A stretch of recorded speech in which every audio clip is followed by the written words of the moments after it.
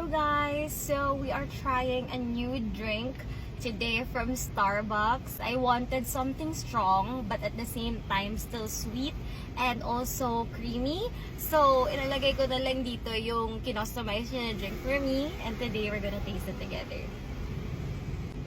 Ay, no love, this isn't for you. Okay, it's good.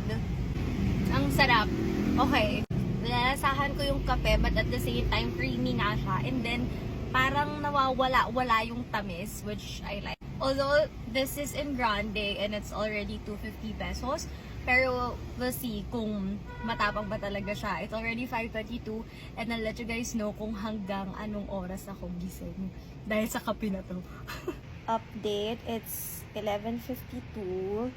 And gising na gising pa ako. Hindi pa ako masyadong tiyatamaan ng antok. Nakapag-tiktok pa ako. Pero ang eyebags natin ay... Pero gising na gising pa ako. But, the downside of that coffee is inasid ako, te. Parang kanina nasusuka na ako. Pero, at least, the caffeine is kicking in.